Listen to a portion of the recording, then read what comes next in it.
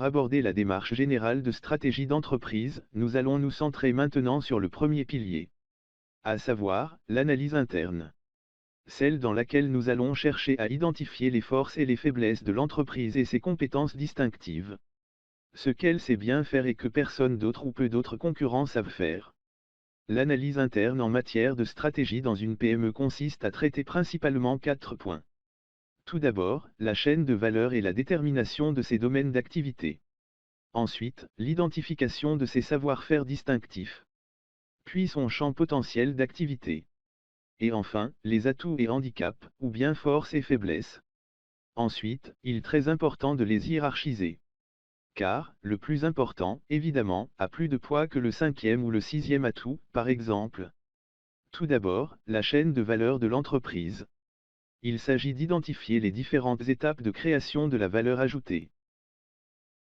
La conception des produits tout d'abord, leur fabrication, leur distribution, leur commercialisation, le service après-vente, éventuellement. C'est très important pour une entreprise d'arriver à définir quels sont les contours de sa chaîne de valeur pour pouvoir les comparer à ses concurrents et pour pouvoir assurer les complémentarités par rapport à son environnement. Par exemple, une entreprise dans sa stratégie va vouloir éventuellement s'intégrer vers l'aval en intégrant la distribution ou pas. Ce sera un choix stratégique très important à faire. Deuxième point dans l'analyse interne, le champ potentiel d'activité. Élément très important dans une PME.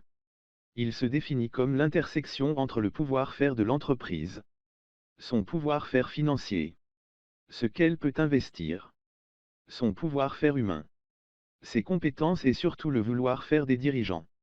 Les dirigeants veulent-ils rester dans le même secteur d'activité, se développer dans la distribution ou pas? Et donc, le champ potentiel d'activité se définit comme l'intersection entre les deux.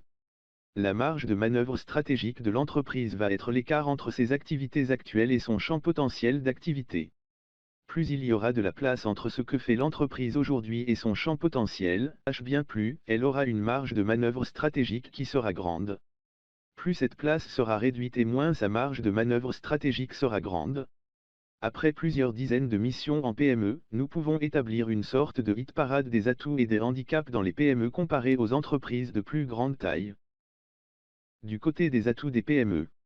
La souplesse, la réactivité, la capacité d'innovation incrémentale. Alors cette capacité d'innovation incrémentale est en revanche contrebalancée par une moindre capacité d'investissement en recherche et développement et en innovation de rupture. La souplesse et la réactivité est également contrebalancée par de moindres économies d'échelle. Du côté des ressources humaines, un des gros atouts dans les PME, c'est la motivation et l'implication du personnel.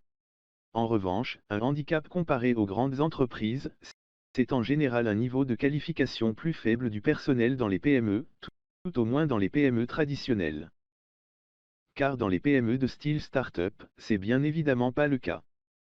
Pour conclure l'analyse interne, on peut s'amuser à faire un joli graphique avec deux axes. Un axe qui pourrait être l'accessibilité du marché pour l'entreprise et un autre axe qui est la compétitivité de l'entreprise.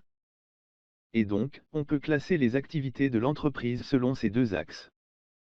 Et plus on est en haut à droite sur ce tableau, plus on est du côté du paradis, avec une très bonne valorisation des savoir-faire et compétitivité et une très bonne accessibilité. Et plus on est en bas à gauche, plus on est près de l'enfer, c'est-à-dire d'une mauvaise accessibilité et d'une faible compétitivité. Ça a l'avantage de synthétiser les choses en fin d'analyse interne.